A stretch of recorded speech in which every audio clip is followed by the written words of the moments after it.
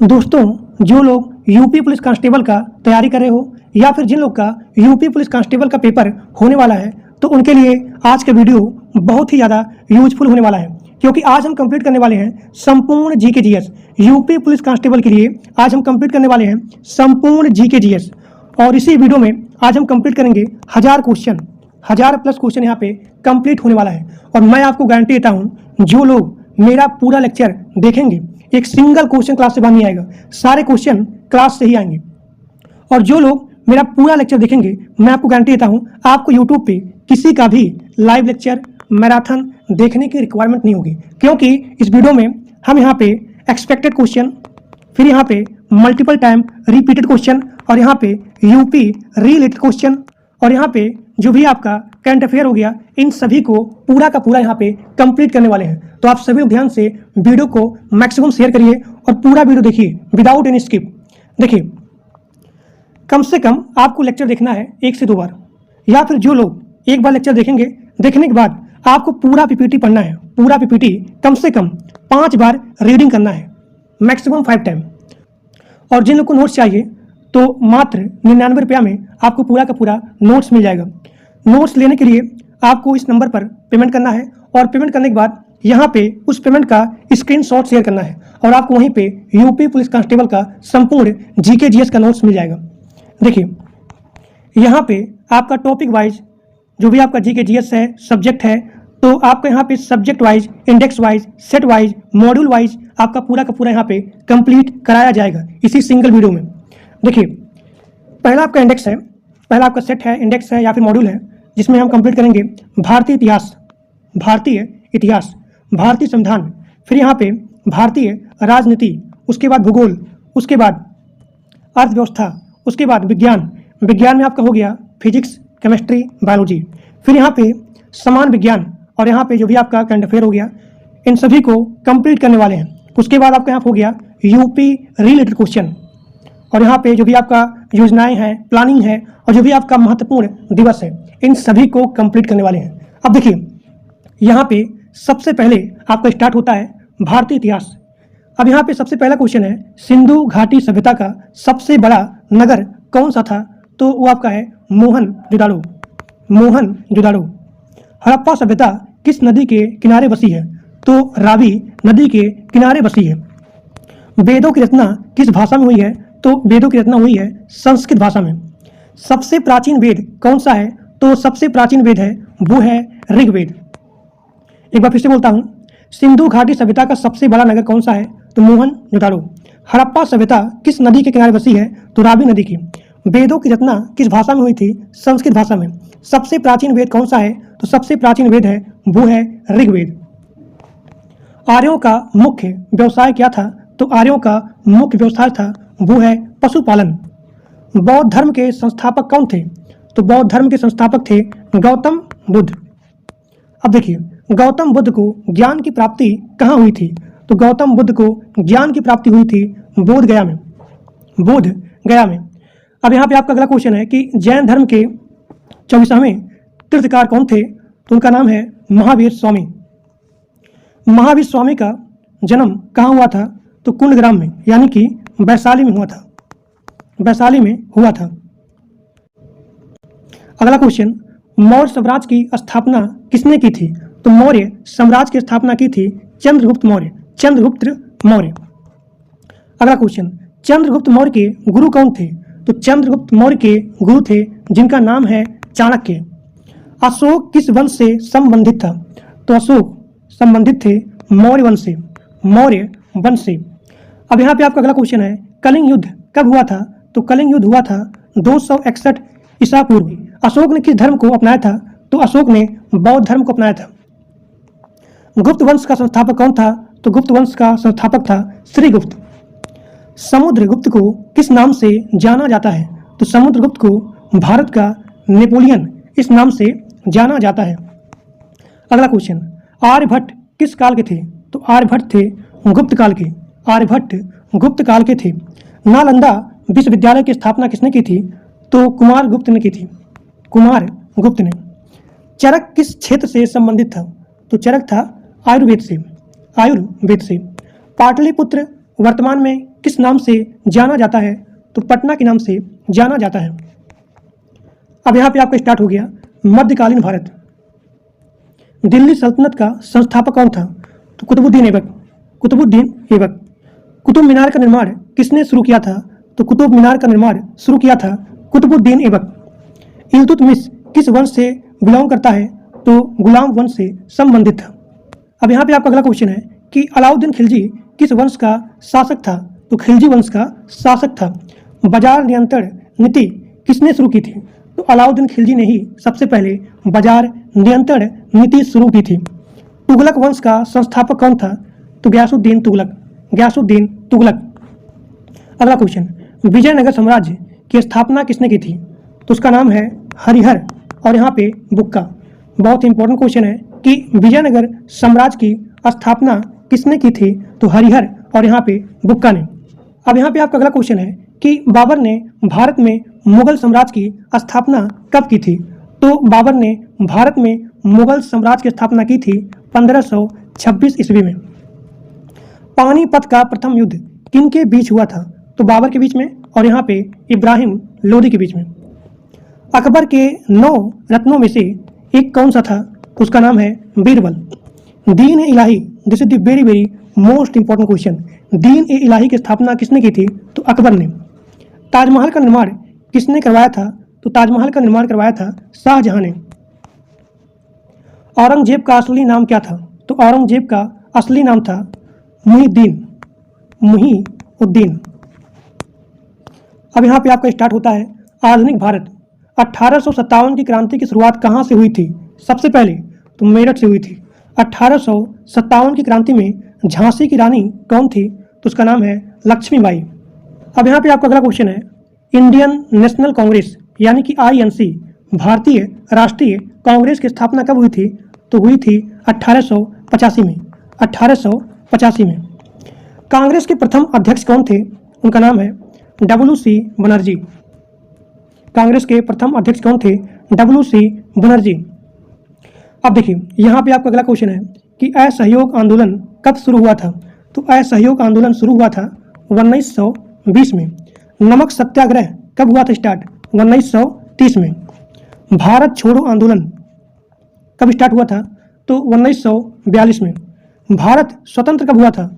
तो 15 अगस्त 1947। 15 अगस्त 1947। भारत के प्रथम प्रधानमंत्री कौन थे? तो भारत के प्रथम प्रधानमंत्री का नाम है पंडित जवाहरलाल नेहरू। भारतीय संविधान कब लागू हुआ था? तो 26 जनवरी 1950 को। भारतीय संविधान कब लागू हुआ था? तो 26 जनवरी 1950 को। संविधान सभा के अध्यक्ष कौन थे? उनका नाम है डॉक्टर राजेंद्र प्रसाद। भारतीय संविधान के निर्माता किसे कहा जाता है? तो उनका नाम है doctor Bhimrao Ambedkar. And this is the very very most important. अब यहाँ पे आपका अगला इंडेक्स स्टार्ट होता है। मैंने आपसे बताया कि आपका पूरा question index wise, module wise divide किया गया है आपके सब्जेक्ट के हिसाब से। अब देखिए यहाँ पे आपका इंडेक्स पार्ट नंबर 2 है और इसमें हम कंप्लीट करने वाले हैं संविधान के निर्माण के बारे में, संविधान के विशेषता के बारे में, संविधान के मौलिक अधिकार के बारे में, और यहाँ पे नीति निर्देशक तत्व के बारे में, राष्ट्रपति के बारे में, और यहाँ पे उपराष्ट्रपति के बारे में, प्रधानमंत्री के बारे में, और यहाँ पे काउंसिल ऑफ मिनिस्टर यानी कि मंत्री परिषद के बारे में, और यहाँ पे जो भी आपका पार्लियामेंट है उसके बारे में, और यहाँ पे न्यायपालिका के बारे में। तो ये आपका है अगला मॉड्यूल, अगला इंडेक्स का पार्ट नंबर 2। अब देखिए सभी लोग प्लीज़ कमेंट करके बताइए कि आपका क्लास कैसा लगा, देखने के बाद कैसा फील हुआ, कंटेंटेबल है या फिर नहीं है। 1 नंबर क्लास है, बता रहा हूँ आपको, क्योंकि इसमें हम वही क्वेश्चन लिए हैं जो आपके एग्जाम के लिए बहुत इंपॉर्टेंट है, जो भी यहाँ पे एक्सपेक्टेड है, जो भी यहाँ पे कोर टॉपिक है, कोर क्वेश्चन है, उन सभी को आज हम कंप्लीट करने वाले हैं। तो आप सभी लोग प्लीज़ इस वीडियो को अपने दोस्तों के पास मैक्सिमम शेयर करिए। देखिए यहाँ पे आपका स्टार्ट होता है संविधान के निर्माण के बारे में कि भारतीय संविधान सभा का गठन कब हुआ था? तो 1946 में। 1946 में। संविधान सभा की पहली बैठक कब हुई थी?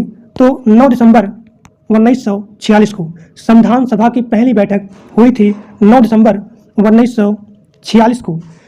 अब यहाँ पे आपका अगला क्वेश्चन है कि संविधान सभा के अस्थायी अध्यक्ष कौन थे? उनका नाम है सच्चिदानंद सिन्हा। अगला क्वेश्चन, संविधान सभा के अस्थायी अध्यक्ष, देखिए अस्थायी अध्यक्ष थे डॉक्टर राजेंद्र प्रसाद। लेकिन अगर वहीं पूछा जाए कि अस्थायी अध्यक्ष कौन थे संविधान सभा के, तो आपका यहाँ पे आंसर हो जाएगा सच्चिदानंद सिन्हा। भारतीय संविधान कब अपनाया गया था? तो 26 नवंबर 1949 को। अगर पूछा जाए कब लागू किया गया था, तो 26 जनवरी 1950 को। अब यहाँ पे आपका अगला क्वेश्चन है कि भारतीय संविधान में कितने अनुच्छेद थे प्रारंभ में? तो आपका यहाँ पे आंसर हो जाएगा 395 यहाँ पे आर्टिकल थे। भारतीय संविधान में प्रारंभ में कितने यहाँ पे शेड्यूल थे, यानी कि अनुसूची कितनी थी? तो 8 थी। भारतीय संविधान के निर्माण में कितना समय लगा था? तो 2 वर्ष 11 महीना और यहाँ पे 18 दिन, यानी कि 2 वर्ष 11 महीना 18 दिन में आपका पूरा संविधान बन करके तैयार हो गया था। अब यहाँ पे आपका अगला क्वेश्चन है कि भारतीय संविधान किस देश से सबसे अधिक प्रभावित है? तो आपका यहाँ पे आंसर हो जाएगा ब्रिटेन से। भारतीय संविधान ब्रिटेन से सबसे अधिक प्रभावित है। अगला क्वेश्चन, अब देखिए अब यहाँ पे कंप्लीट करने वाले हैं संविधान के विशेषताओं से संबंधित क्वेश्चन। भारत का संविधान कैसा है? तो भारत का संविधान लिखित है और यहाँ पे विस्तृत है। एक बार फिर से बोला हूँ, भारत का संविधान कैसा है? लिखित है, यानी कि रिटन है, और यहाँ पे विस्तृत है। भारत किस प्रकार का राज्य है? तो भारत आपका यूनियन स्टेट है, यूनियन स्टेट है, यानी कि संघीय राज्य है। अब यहाँ पे आपका अगला क्वेश्चन है कि भारत में किस प्रकार की शासन प्रणाली है? तो भारत में आपका शासन प्रणाली है वो है पार्लियामेंट्री सिस्टम, यानी कि संसदीय प्रणाली है। भारत एक ऐसा गणराज्य है, यानी कि भारत कैसा गणराज्य है? तो आप लिखेंगे संप्रभुत्व, समाजवादी, धर्मनिरपेक्ष और यहाँ पे लोकतांत्रिक। संप्रभु, समाजवादी, धर्मनिरपेक्ष और यहाँ पे लोकतांत्रिक। अब यहाँ पे आपका अगला क्वेश्चन है संविधान की प्रियम्बल में कितने शब्द हैं?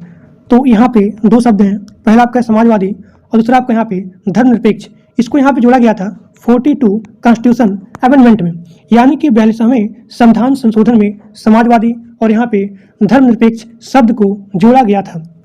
भारतीय संविधान का संरक्षक कौन है? तो आप लिखेंगे सुप्रीम कोर्ट है, यानी कि सर्वोच्च न्यायालय है।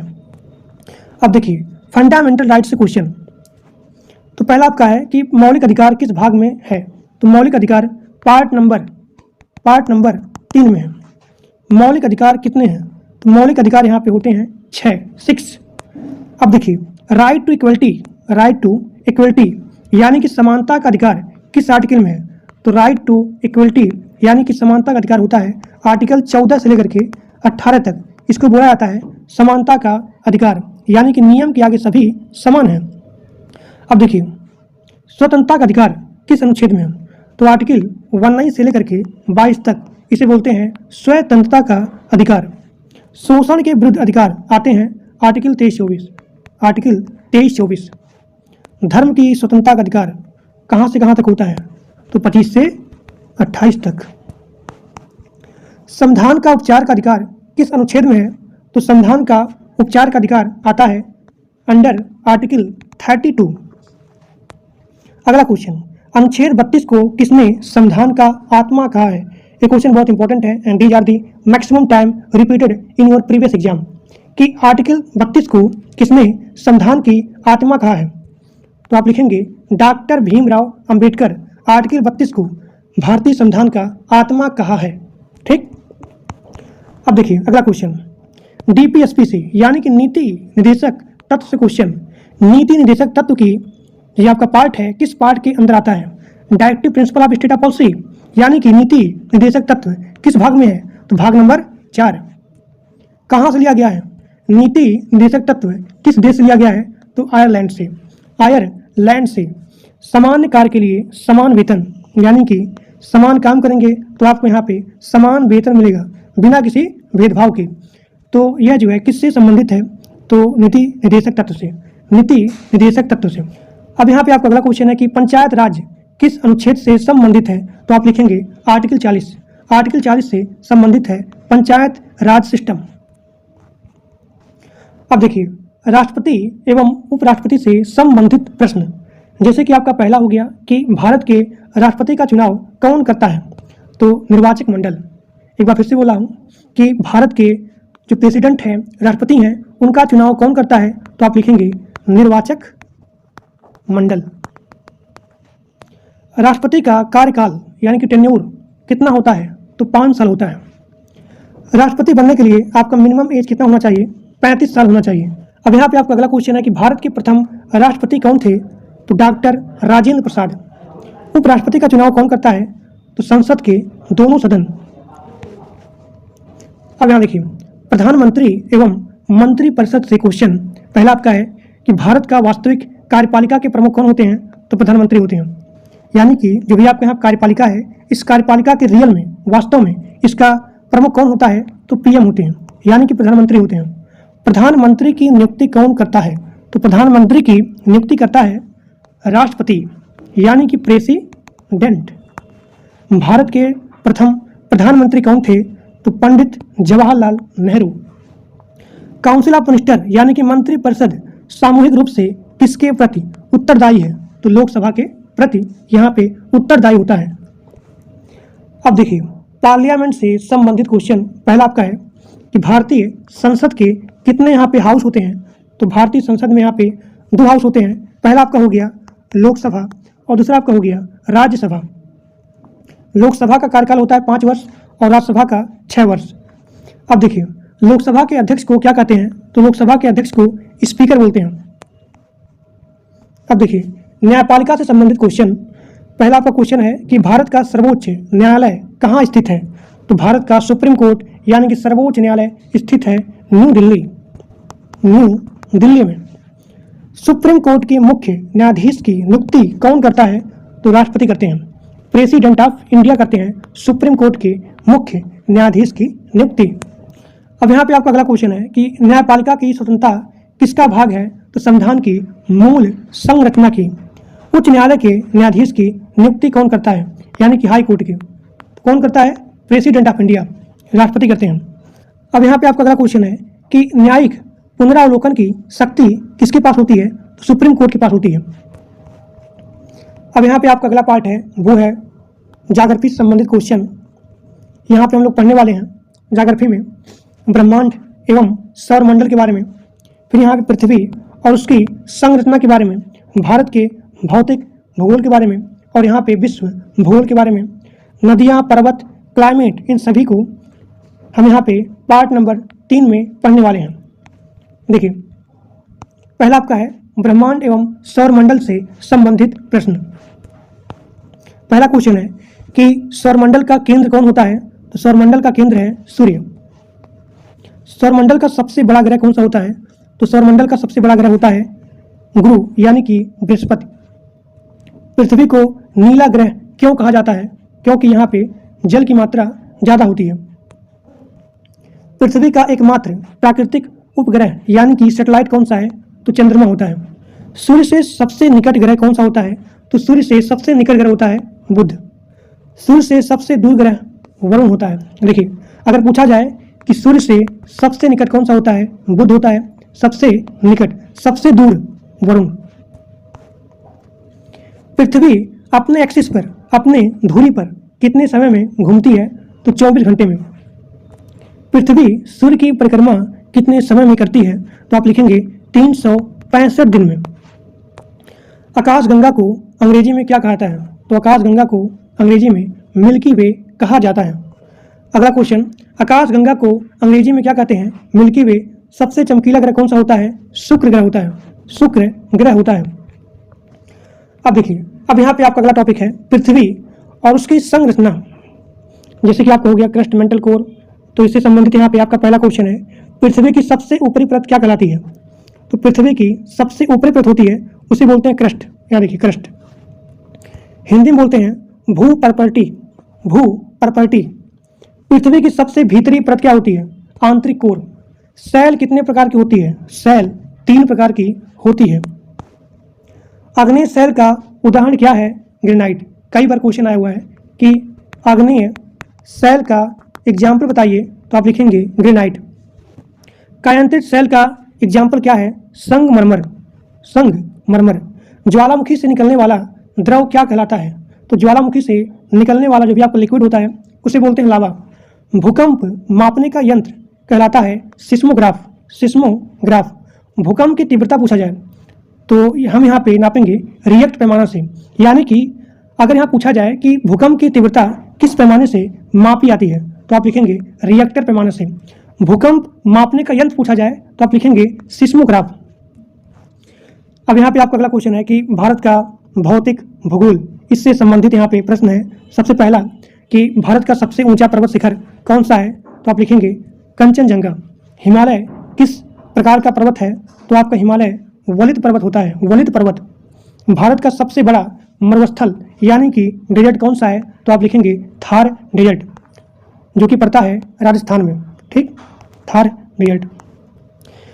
गंगा नदी का उद्गम स्थल क्या है तो गंगा नदी का उद्गम स्थल है वो है गंगोत्री। भारत की सबसे लंबी नदी कौन सी है तो भारत की सबसे लंबी नदी होती है गंगा। अगला क्वेश्चन, ब्रह्मपुत्र नदी किस राज्य से भारत में प्रवेश करती है तो ब्रह्मपुत्र रिवर अरुणाचल प्रदेश से भारत में एंट्री यानी कि प्रवेश करती है। अब यहाँ पे आपका अगला क्वेश्चन है कि भारत का सबसे बड़ा डेल्टा कौन सा है तो आप लिखेंगे भारत का सबसे बड़ा डेल्टा है वो है सुंदरबन का डेल्टा, सुंदरबन का डेल्टा। दक्कन प्लेट्यू यानी कि दक्कन का पठार किस प्रकार का पठार है तो आप लिखेंगे ज्वालामुखी पठार, ज्वालामुखी पठार। पश्चिमी घाट को और किस नाम से जाना जाता है तो Sahyadri, Sahyadri. And this is also very very most important कि पश्चिमी घाट को और किस नाम से जाना जाता है तो आप लिखेंगे सह्याद्री। अब यहाँ पे आपका अगला टॉपिक है वो है विश्व भूगोल से संबंधित प्रश्न। पहला क्वेश्चन है कि विश्व का सबसे बड़ा महाद्वीप कौन सा है तो विश्व का सबसे बड़ा महाद्वीप होता है वो है एशिया। अगर पूछा जाए कि विश्व का सबसे छोटा महाद्वीप कौन सा है तो आप लिखेंगे ऑस्ट्रेलिया। विश्व का सबसे ऊंचा पर्वत कौन सा है तो माउंट एवरेस्ट। विश्व का सबसे बड़ा मरुस्थल पूछा जाए तो आप लिखेंगे सहारा डेजर्ट। विश्व की सबसे लंबी नदी कौन सी है तो आप लिखेंगे नील नदी। विश्व की सबसे लंबी नदी कौन सी है तो आप लिखेंगे नील नदी। अब यहाँ पे आपका अगला टॉपिक स्टार्ट होने वाला है वो है नदियाँ, पर्वत और यहाँ पे क्लाइमेट के बारे में। यहाँ पे आपका पहला क्वेश्चन है कि मानसून किस प्रकार की पवन है तो आप लिखेंगे कि मानसून मौसमी पवन होता है, मौसमी पवन होता है। अब यहाँ पे आपका अगला क्वेश्चन है कि भारत में दक्षिण पश्चिम मानसून कब आता है तो आप लिखेंगे जून में। चक्रवात किस क्षेत्र में अधिक आते हैं तो आप लिखेंगे तटीय क्षेत्र में, तटीय क्षेत्र में। भारत का सबसे अधिक वर्षा वाला स्थान कौन सा है तो आप लिखेंगे मासिन राम, मासिन राम। यहाँ पे बहुत ही ज़्यादा मात्रा में वर्षा होती है। विश्व का सबसे ठंडा स्थान कौन सा है तो आप लिखेंगे वेर खोयांक, वेर खोयांस्क, वेर खोयांस्क, जो कि पड़ता है रूस में। अब देखिए भूमध्य रेखा किस अक्षांश पर है तो आप लिखेंगे 0 डिग्री पे। कर्क रेखा भारत के कितने राज्यों से गुजरती है तो आप लिखेंगे 8 राज्यों से। अब देखिए यहाँ पे आपका अगला क्वेश्चन है कि मकर रेखा किस गोलार्ध में है तो आप लिखेंगे मकर रेखा आपका पड़ता है साउथ पोल में यानी कि दक्षिणी गोलार्ध में। पृथ्वी का कुल क्षेत्रफल कितना है तो आप लिखेंगे लगभग 510 मिलियन वर्ग किलोमीटर। स्थल मंडल क्या है? पृथ्वी का जो भी यहाँ पे सॉलिड पार्ट होता है उसे बोलते हैं स्थल मंडल। पृथ्वी का लिक्विड पार्ट यानी कि जल वाला भाग उसे बोलते हैं जल मंडल। अब यहाँ पे आपका अगला क्वेश्चन है कि वायुमंडल की सबसे निचली परत कौन सी है तो वायुमंडल की सबसे निचली परत होती है क्षोभ मंडल। क्षोभ मंडल सबसे निचली परत होती है। ओजोन परत किस परत में पाई जाती है? बहुत इंपॉर्टेंट है।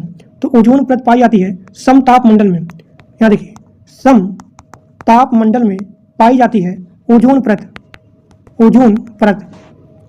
हरित क्रांति का संबंध किससे है तो आप लिखेंगे हरित क्रांति का संबंध होता है कृषि उत्पादन वृद्धि से, कृषि उत्पादन वृद्धि से। एक बार फिर से बोल रहा हूँ क्योंकि बहुत इंपॉर्टेंट है कि हरित क्रांति का संबंध किससे है तो आप लिखेंगे कृषि उत्पादन वृद्धि से। चाय उत्पादन में भारत का प्रमुख राज्य कौन सा है तो आप लिखेंगे असम है। चाय उत्पादन में भारत का प्रमुख राज्य है वो है असम। अब यहाँ पे आपका अगला इंडेक्स है पार्ट नंबर 4 और इसमें हम पढ़ने वाले हैं अर्थव्यवस्था की मूल बातें, राष्ट्रीय आय यानी कि नेशनल इनकम, फिर यहाँ पे बैंकरी यानी कि बैंक सिस्टम पढ़ने वाले हैं, और यहाँ पे जो भी आपका योजना है, विकास है, बजट है, कर है, वित्त आयोग है, इसके बारे में पढ़ने वाले हैं। और आप सभी लोग कमेंट करके बताइए कि क्लास कैसा लग रहा है। अब देखिए, अब यहाँ पे आपका पहला टॉपिक है कि अर्थव्यवस्था की मूल बातें, बेसिक चीज़ें, कि अर्थशास्त्र के जनक किसे कहा जाता है, तो आप लिखेंगे अर्थशास्त्र के जनक एडम स्मिथ है। Adam Smith. भारत की अर्थव्यवस्था कैसी है, तो भारत की यहाँ पे मिक्स इकोनॉमी होती है। मांग और आपूर्ति का सिद्धांत किससे संबंधित है, तो जहाँ पे डिमांड हो, जहाँ पे आपका सप्लाई हो, उसे बोलते हैं मार्केट। मांग और, तो वही क्वेश्चन है। अब यहाँ पे आपका अगला क्वेश्चन है कि इन्फ्लेशन और यहाँ पे डिफ्लेशन, यानी कि मुद्रास्फीति क्या होता है, जहाँ पे वस्तु की जो प्राइस होती है, अगर इसके प्राइस में वृद्धि होती है तो उसे बोलते हैं मुद्रास्फीति। अब यहाँ पे आपका अगला है कि अपस्फीति क्या होता है।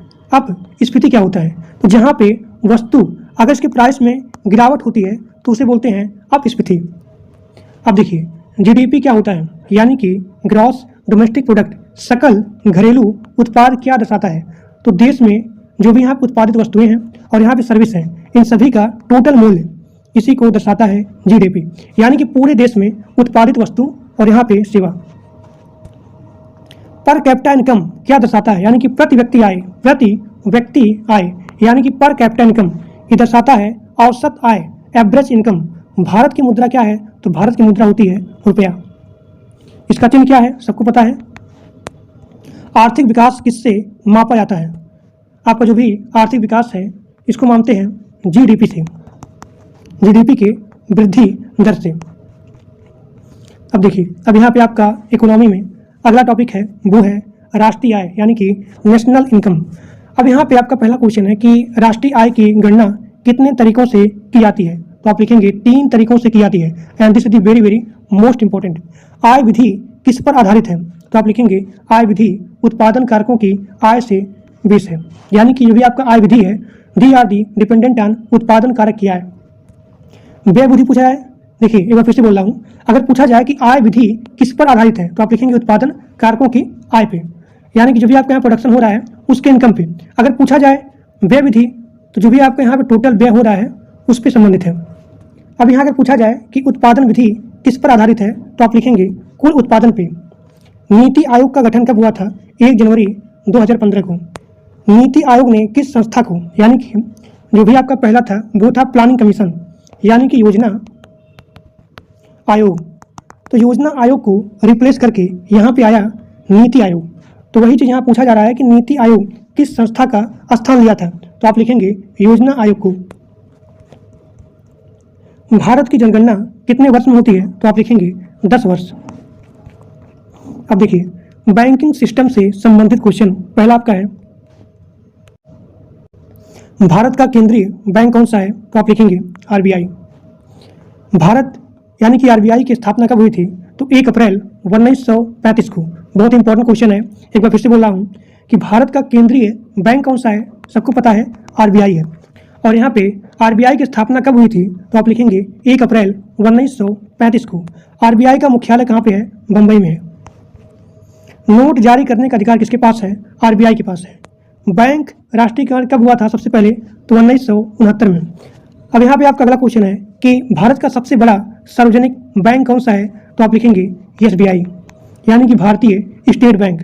आईएफएससी कोड का उपयोग किसके लिए होता है, तो बैंक ट्रांजैक्शन के लिए यहाँ पे हम लोग यूज करते हैं आईएफएससी कोड। अब यहाँ पे आपका योजना एवं विकास से संबंधित यहाँ प्रश्न है। पहला क्वेश्चन है कि 5 ईयर प्लानिंग यानी कि 5 वर्षीय योजना का आरंभ कब हुआ था, तो आप लिखेंगे 1951 को। हरित क्रांति किससे संबंधित है, तो कृषि से, एग्रीकल्चर से। श्वेत क्रांति दुग्ध उत्पादन से। ऑपरेशन फ्लड संबंधित है दूध उत्पादन से। मेक इन इंडिया का योजना कब शुरू हुआ था, तो 2014 को। डिजिटल इंडिया अभियान शुरू हुआ था 2015 को। अब देखिए, बजट कर एवं वित्त आयोग से संबंधित प्रश्न। पहला आपका है कि भारत का बजट कौन प्रस्तुत करता है, वित्त मंत्री। बजट कब प्रस्तुत किया जाता है, 1 फरवरी को। प्रत्यक्ष कर यानी कि डायरेक्ट कर का एग्जाम्पल कौन सा है, तो आयकर, इनकम टैक्स। अप्रत्यक्ष कर का एग्जाम्पल है जीएसटी।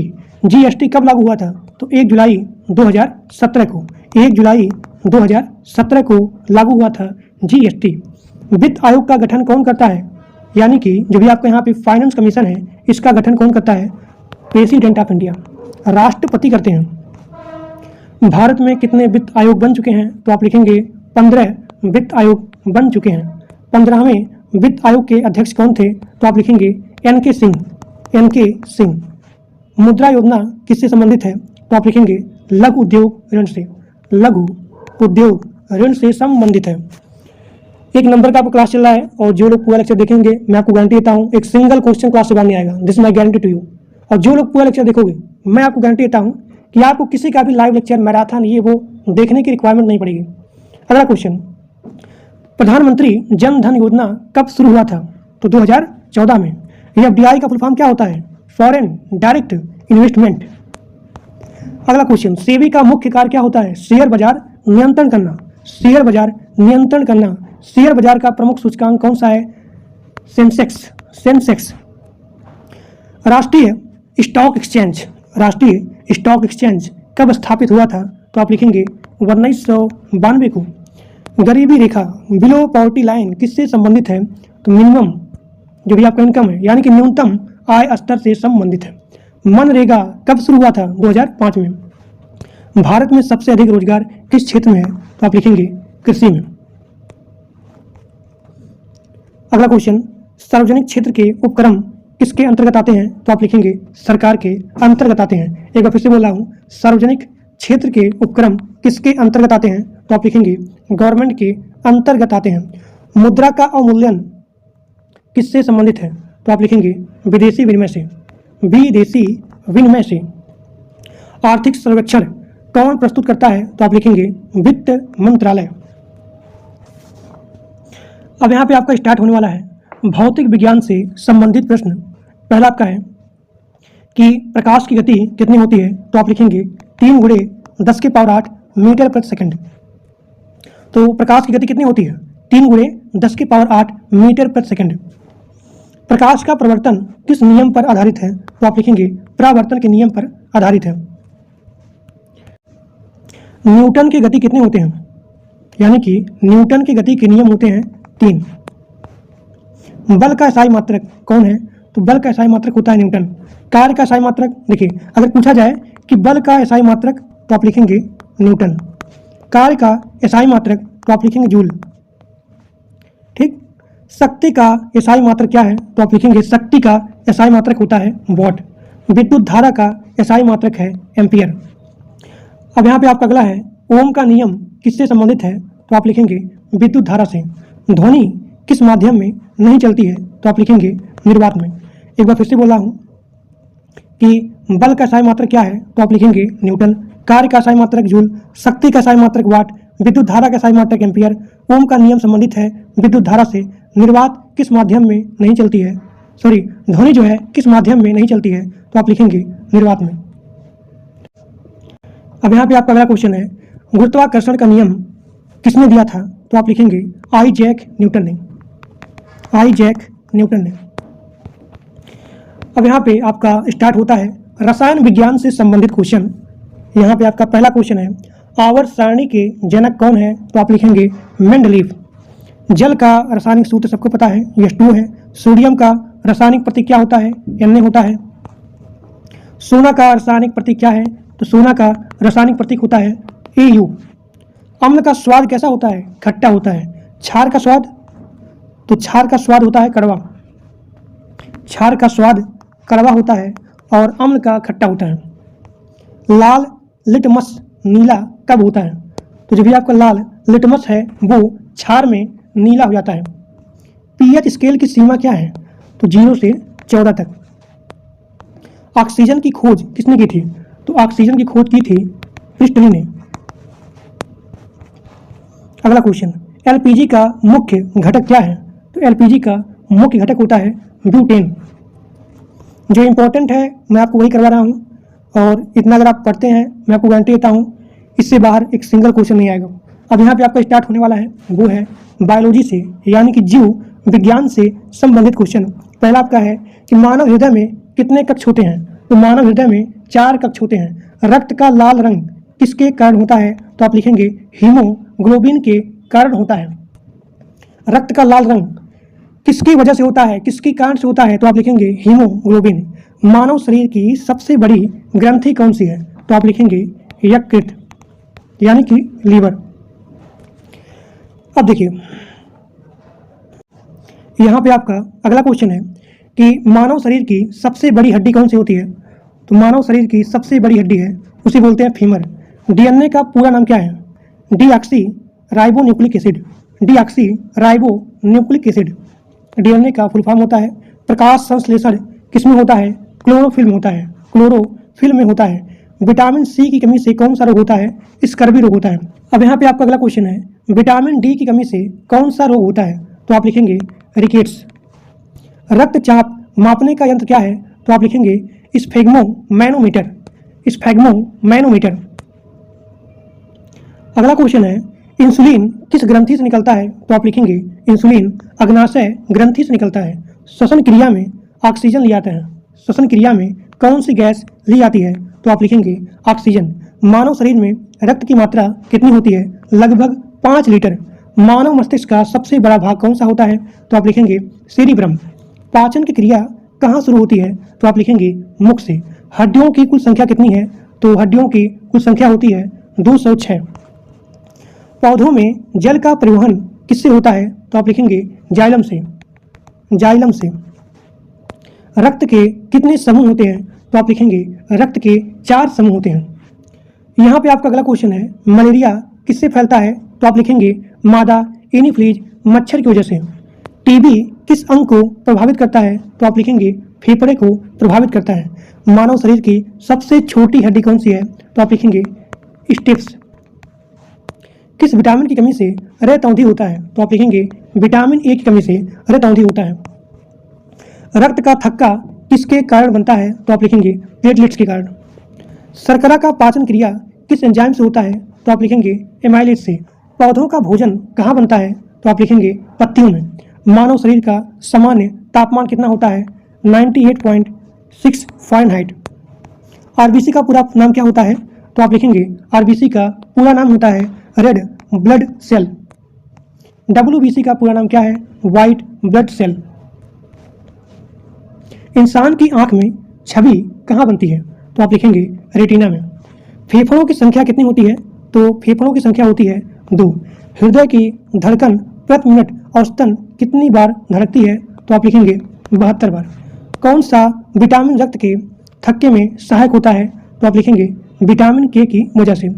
जो भी आपका ब्लड है वो यहाँ पे थक्का बन जाता है। एड्स किस वायरस से होता है? तो आप लिखेंगे HIV से एड्स होता है। पोलियो किससे प्रभावित करता है? यानी कि जो भी आपका पोलियो है वो किसको जो है प्रभावित करता है? तो आप लिखेंगे तंत्रिका तंत्र को। शरीर में ऊर्जा का मुख्य स्रोत क्या है? तो आप लिखेंगे शरीर में ऊर्जा का जो आपका मुख्य स्रोत होता है वो होता है कार्बोहाइड्रेट। किडनी का मुख्य कार्य क्या होता है? तो आप लिखेंगे रक्त को शुद्ध करना। मानव शरीर का सबसे कठोर भाग क्या है? तो आप लिखेंगे दांत का इनामेल। त्वचा का रंग किस पर निर्भर करता है? तो आप लिखेंगे मेलानिन। देखिए मेलानिन।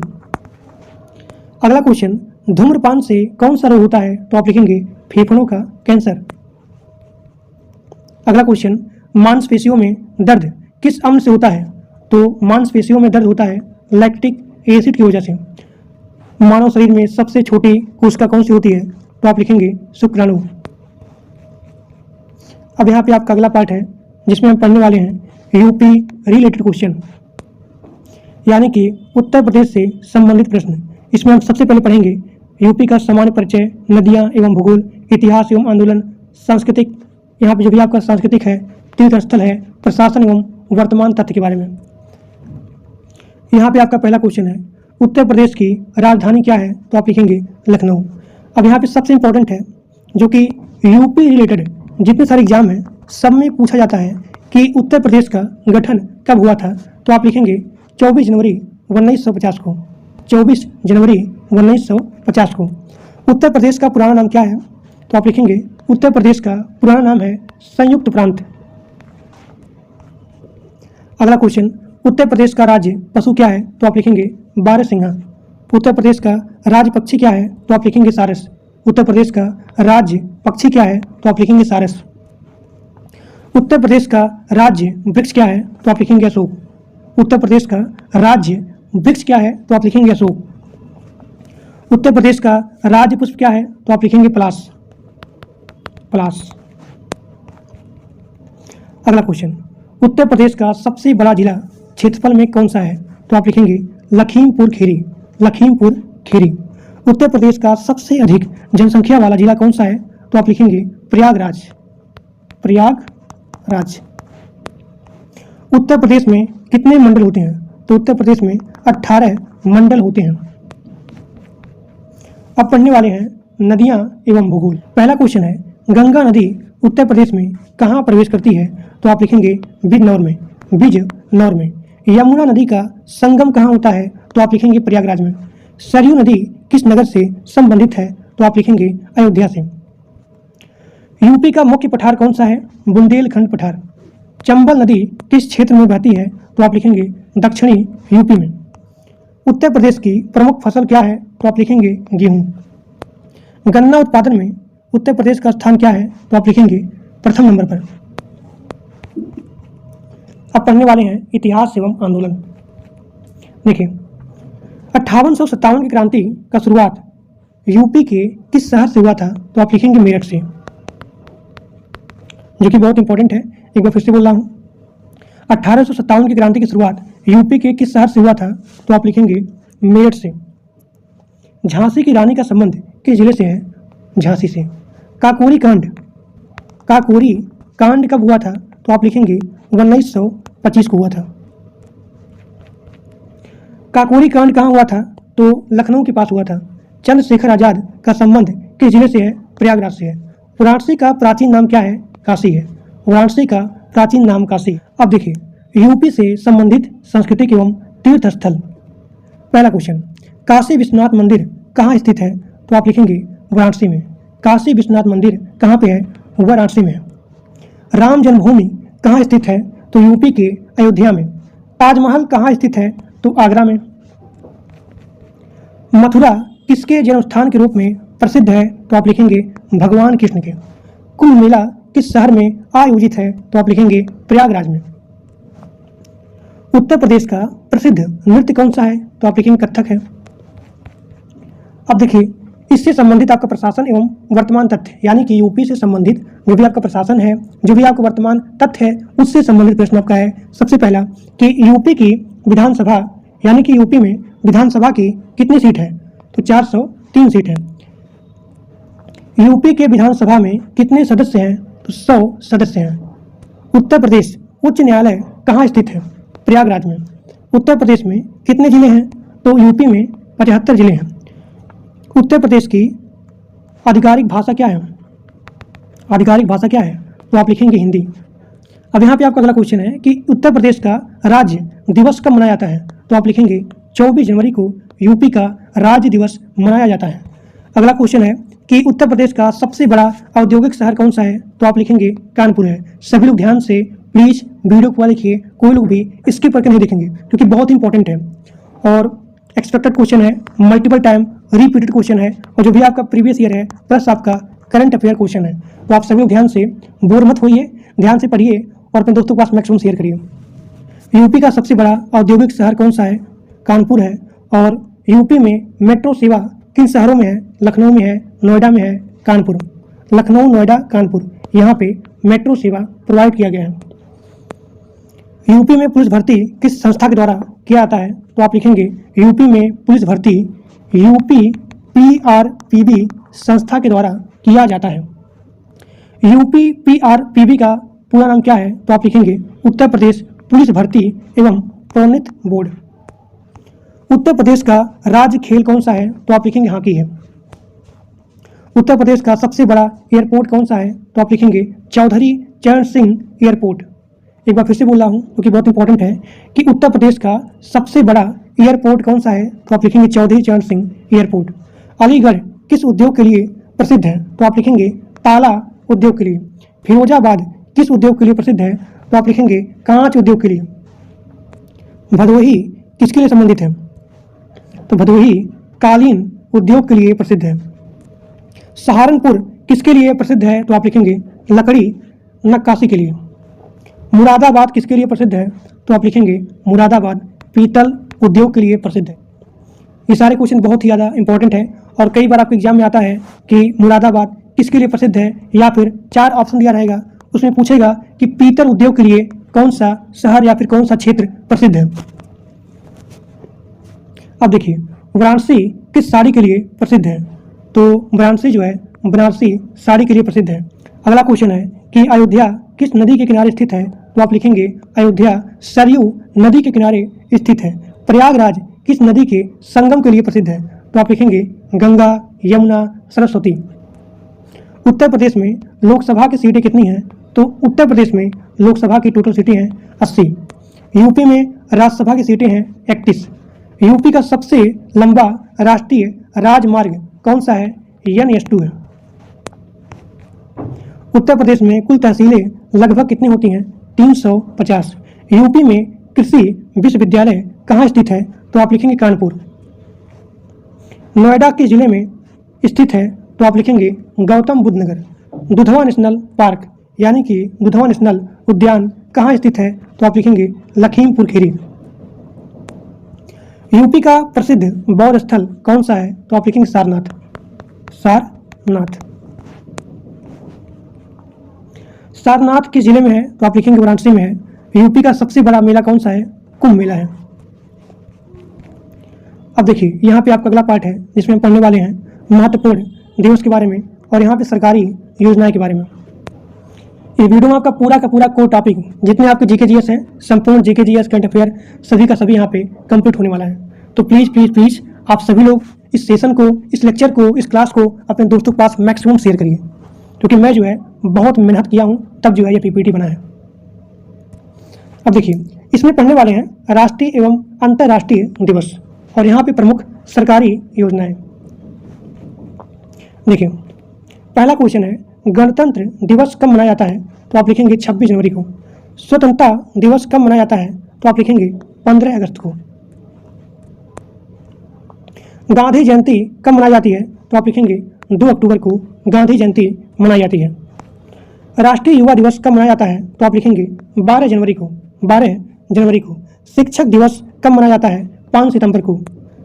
अंतर्राष्ट्रीय महिला दिवस कब मनाया जाता है? तो आप लिखेंगे 8 मार्च को अंतर्राष्ट्रीय महिला दिवस मनाया जाता है। विश्व पर्यावरण दिवस मनाया जाता है 5 जून को। अंतर्राष्ट्रीय योग दिवस मनाया जाता है 21 जून को। विश्व जल दिवस मनाया जाता है 22 मार्च को। विश्व स्वास्थ्य दिवस कब मनाया जाता है? तो आप लिखेंगे 7 अप्रैल को। राष्ट्रीय मतदाता दिवस कब मनाया जाता है? तो आप लिखेंगे 25 जनवरी को। बाल दिवस कब मनाया जाता है? तो आप लिखेंगे 14 नवंबर को बाल दिवस मनाया जाता है।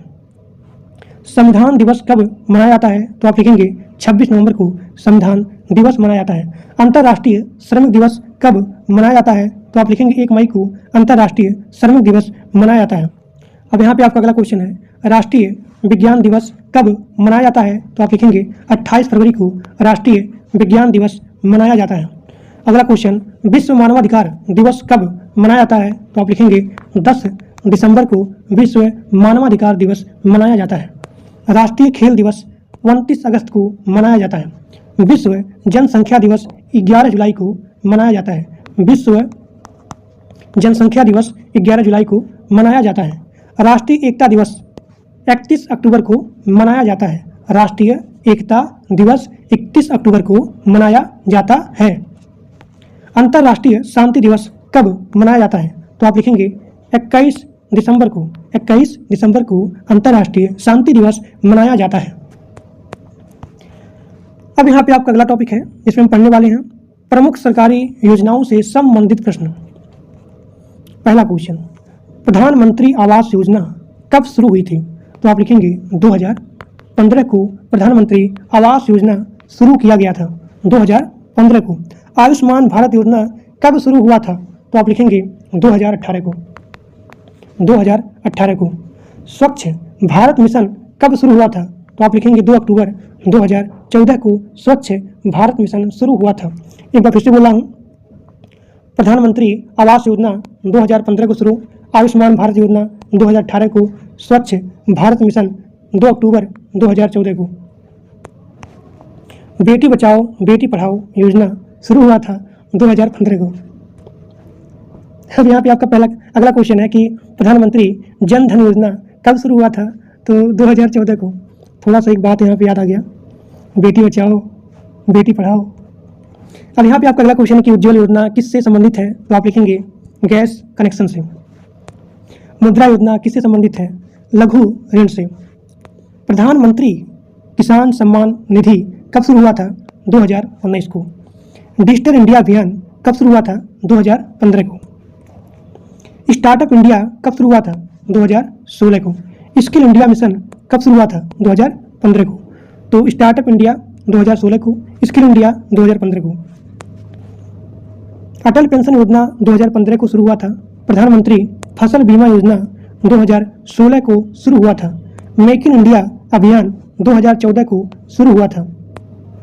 राष्ट्रीय पोषण मिशन 2018 को शुरू हुआ था। जल जीवन मिशन 2019 को यहाँ पे शुरू हुआ था। प्रधानमंत्री सुरक्षा बीमा योजना 2015 को शुरू हुआ था। प्रधानमंत्री जीवन ज्योति बीमा योजना 2015 को शुरू हुआ था। वन नेशन, यहाँ देखिए, one nation one ration card योजना किससे संबंधित है? तो राशन वितरण से संबंधित है। एक बार फिर से बोल रहा हूँ, one nation one ration card योजना संबंधित है राशन वितरण से।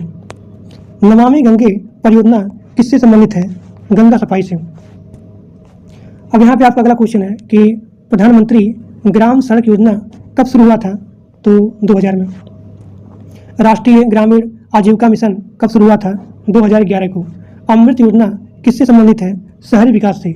स्वदेश दर्शन योजना किससे संबंधित है? पर्यटन विकास से। सौभाग्य योजना किससे संबंधित है? तो आप लिखेंगे बिजली कनेक्शन से। आयुष्मान भारत योजना का दूसरा नाम क्या है? तो आप लिखेंगे प्रधानमंत्री जन आरोग्य योजना। अगला क्वेश्चन, प्रधानमंत्री रोजगार सृजन कार्यक्रम किससे संबंधित है? तो आप लिखेंगे रोजगार से। राष्ट्रीय शिक्षा नीति कब लागू हुआ था? तो 2020 में। इनाम योजना किससे संबंधित है? तो आप लिखेंगे कृषि बाजार से। मिशन इंद्रधनुष किससे संबंधित है? टीकाकरण से। उजाला योजना किससे संबंधित है? एलईडी बल्ब से। प्रधानमंत्री गरीब कल्याण योजना कब शुरू हुआ था? 2016 को।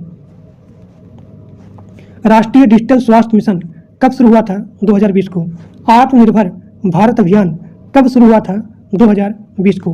प्रधानमंत्री मातृ वंदना योजना, याद रखिए, प्रधानमंत्री मातृ वंदना योजना किससे संबंधित है? तो आप लिखेंगे गर्भवती महिलाओं को सहायता से संबंधित है। प्रधानमंत्री आवास योजना का लक्ष्य क्या है? सभी को आवास देना। स्मार्ट सिटी मिशन कब शुरू हुआ था? 2015 को। किसान क्रेडिट कार्ड योजना 1998 में शुरू हुआ था। राष्ट्रीय आपदा प्रबंधन प्राधिकरण कब बना था? तो आप लिखेंगे 2005 को। आयुष्मान भारत योजना में कितने लाख तक का इलाज मुफ्त होता है? यानी कि अगर आपके पास आयुष्मान भारत योजना का कार्ड है तो आपको यहाँ पे 5 लाख रुपए का मुफ्त इलाज होगा। अब यहाँ पे आपका यूपी पुलिस कांस्टेबल का जो भी 1 लाइनर क्वेश्चन है करंट अफेयर का स्टार्ट होने वाला है। करंट अफेयर प्लस आपका यहाँ पे static GK, both are mix and these are question that's are very very most important. पहला यहाँ पे टॉपिक पढ़ने वाले हैं राष्ट्रीय एवं अंतर्राष्ट्रीय करंट अफेयर, उसके बाद भारत एवं उत्तर प्रदेश से रिलेटेड क्वेश्चन, फिर यहाँ पे महत्वपूर्ण संगठन रिपोर्ट रैंकिंग के बारे में।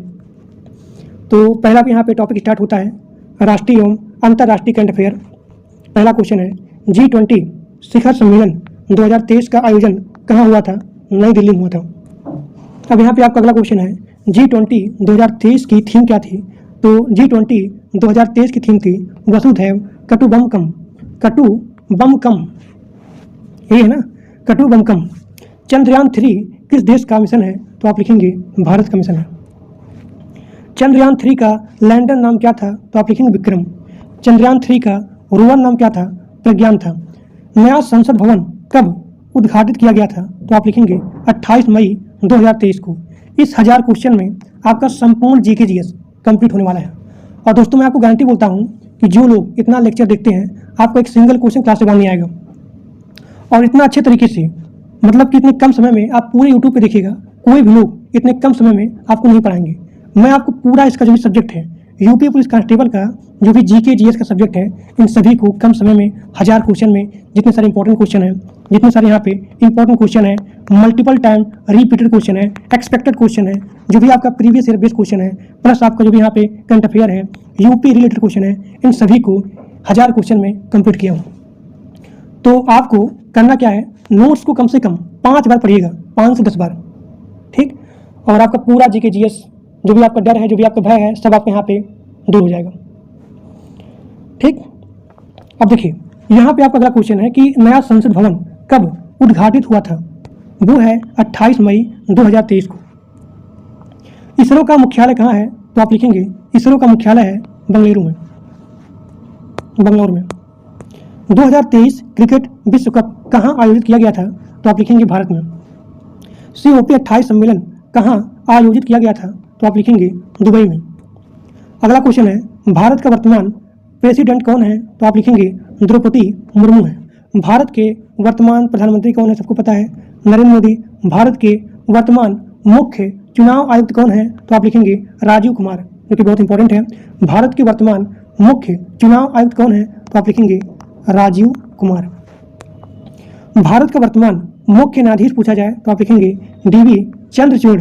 DB चंद्रचूड़ वो है भारत के वर्तमान मुख्य न्यायाधीश। RBI के वर्तमान गवर्नर कौन है, तो आप लिखेंगे शक्तिकांत दास। भारत का पहला सौर मिशन कौन सा है, तो आप लिखेंगे आदित्य L1। अब यहाँ पढ़ने वाले हैं भारत एवं उत्तर प्रदेश से संबंधित क्वेश्चन। यूपी की राजधानी क्या है, लखनऊ है। यूपी के वर्तमान मुख्यमंत्री कौन है, योगी आदित्यनाथ। यूपी के वर्तमान राज्यपाल कौन है, आनंदीबेन पटेल। यूपी में कितने जिले हैं, 75 हैं। यूपी का उच्च न्यायालय कहाँ है, प्रयागराज में है। काशी विश्वनाथ कॉरिडोर किस शहर में है, वाराणसी में है। राम मंदिर किस शहर में है, अयोध्या में है। यूपी में लोकसभा सीटें कितनी हैं, 80 हैं।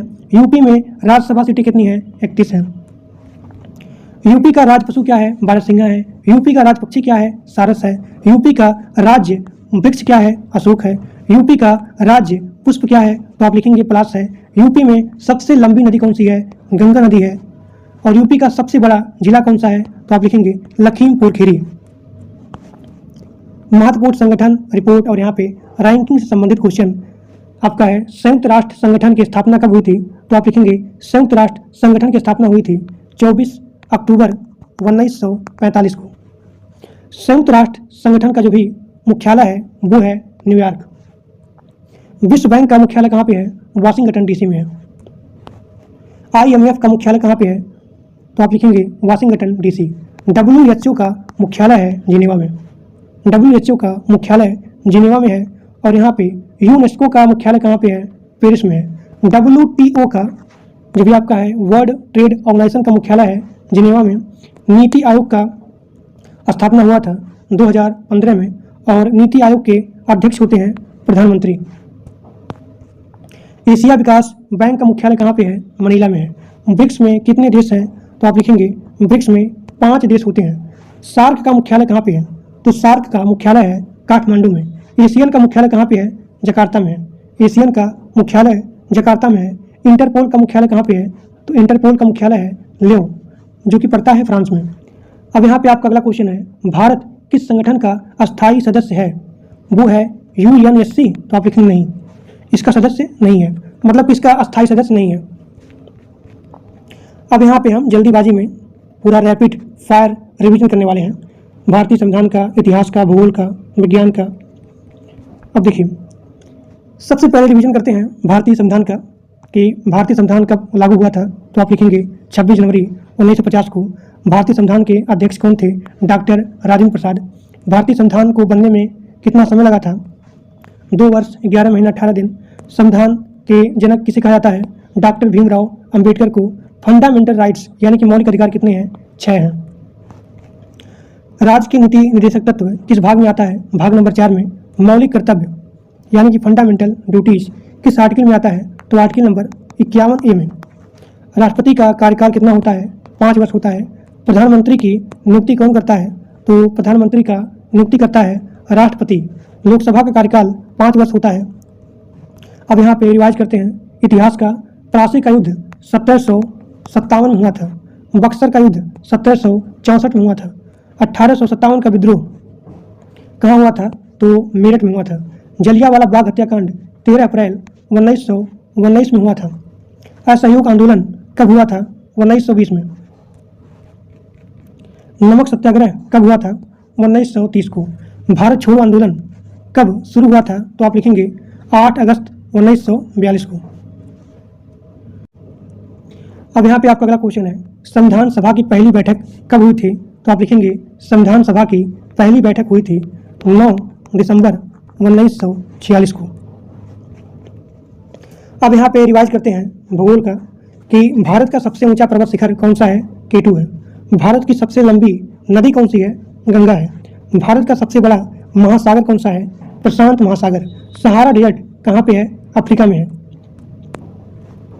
पृथ्वी का एकमात्र प्राकृतिक उपग्रह कौन सा है? चंद्रमा है। अब यहाँ पे रिवाइज करते हैं विज्ञान का। तो मानव शरीर का सबसे बड़ी ग्रंथि कौन सी है? तो आप लिखेंगे यकृत यानी लीवर। मानव शरीर की सबसे बड़ी ग्रंथि कौन सी है? लीवर है, यकृत है। रक्त का लाल रंग मतलब कि जो भी आपका ब्लड है वो लाल क्यों होता है? तो आप लिखेंगे हीमोग्लोबिन के कारण। हीमोग्लोबिन के कारण हमारा जो भी ब्लड है वो यहाँ पे लाल होता है, रेड होता है। प्रकाश की गति कितनी होती है? 3 × 10⁸ मीटर प्रति सेकंड। 3 × 10⁸ मीटर प्रति सेकंड। बल का इकाई मात्रक क्या होता है? न्यूटन होता है। डीएनए का फुल फॉर्म क्या है? Deoxyribonucleic acid. Deoxyribonucleic acid. The are the full form of the DNA. अब यहाँ पे आपका अगला क्वेश्चन है कि राष्ट्रीय गान किसने लिखा था? तो आप लिखेंगे रविंद्रनाथ टैगोर। रविंद्रनाथ टैगोर। राष्ट्रीय गीत, देखिए अगर पूछा जाए कि राष्ट्रीय गान किसने लिखा था तो रविंद्रनाथ टैगोर। अगर पूछा जाए कि राष्ट्रीय गीत किसने लिखा था तो बंकिम चंद्र चट्टोपाध्याय। भारत का राष्ट्रीय पशु क्या है? तो आप लिखेंगे बाघ है। भारत का राष्ट्रीय पक्षी क्या है? तो आप लिखेंगे मोर है। भारत का राष्ट्रीय फूल क्या है? तो आप लिखेंगे कमल है। तो आज आपका पूरा जीके जीएस कंप्लीट होने वाला है। भारत का राष्ट्रीय खेल क्या है? तो आप लिखेंगे हॉकी है पारंपरिक रूप से। और आरबीआई यानी कि भारतीय रिजर्व बैंक की स्थापना कब हुई थी? 1 अप्रैल 1935 को। 1 अप्रैल 1935 को आरबीआई की स्थापना हुई थी। और जो भी आपका प्लानिंग कमीशन है यानी कि योजना आयोग वो कब समाप्त हुआ था? तो आप लिखेंगे 2015 में। जब यहाँ पे प्लानिंग कमीशन समाप्त हुआ तो इसके स्थान पे आया नीति आयोग। और नीति आयोग के अध्यक्ष कौन होते हैं? तो आप लिखेंगे प्रधानमंत्री होते हैं। प्रधानमंत्री। पहला पंचवर्षीय योजना कब शुरू हुआ था? 1951 को। 1951 को आपके यहाँ पे पहला पंचवर्षीय योजना शुरू हो गया था। अब यहाँ पे आपका अगला क्वेश्चन है कि भारत का पहला उपग्रह कौन सा था? तो आप लिखेंगे आर्यभट्ट। तो आपका पूरा यहाँ पे यूपी पुलिस कांस्टेबल के लिए संपूर्ण जीके जीएस यहाँ पे कंप्लीट हो गया। और जिन लोग को नोट्स चाहिए तो आप लोग यहाँ पे इस नंबर पे मात्र 99 रुपया पेमेंट करेंगे। और पेमेंट करने के बाद इस नंबर पर जो भी आपका यहाँ व्हाट्सअप नंबर है इसी व्हाट्सअप नंबर पे इसका पेमेंट का स्क्रीनशॉट भेजेंगे। पेमेंट का स्क्रीनशॉट भेजने के बाद आप वहाँ लिखेंगे यूपी पुलिस कांस्टेबल का जीके जीएस नोट्स चाहिए। तो आपको वहाँ पे संपूर्ण यूपी पुलिस कांस्टेबल का जीके जीएस नोट्स मिल जाएगा मात्र 99 रुपया में। और इसमें आपका पूरा जो भी सब्जेक्ट है, जो भी आपका टॉपिक है, करंट अफेयर है, मल्टीपल टाइम रिपीटेड क्वेश्चन है, इन सभी को हमने यहाँ पे इस 1000 क्वेश्चन में कंप्लीट कर लिया है। तो जो लोग लेक्चर को पूरा देखे होंगे मैं आपको गारंटी देता हूँ एक सिंगल क्वेश्चन क्लास से बाहर नहीं आएगा। और आपको कहीं भी किसी भी यूट्यूब पे किसी भी चैनल पे लाइव लेक्चर, लाइव मैराथन देखने की रिक्वायरमेंट नहीं होगी। तो सभी लोग प्लीज़ कमेंट करके बताइए कि आज का क्लास कैसा लगा, आज का क्वेश्चन कैसा लगा। और जो लोग मेरे व्हाट्सएप ग्रुप में और टेलीग्राम ग्रुप में नहीं ज्वाइन हो उस सभी लोग जाकर के ग्रुप को ज्वाइन कर लीजिए। जिसका जो भी टॉपिक में दिक्कत आती है, जो भी सब्जेक्ट में प्रॉब्लम है, नहीं समझ में आ रहा है, मैथ हो गया, रनिंग हो गया या फिर कोई भी चीज़, आप मुझे बताइए। मैं उस सब्जेक्ट के लिए एक अलग से 1 शॉर्ट वीडियो यानी कि एक ही वीडियो में पूरा का पूरा कंप्लीट कर दूंगा। तो आज के लिए बस इतना ही। Thank you.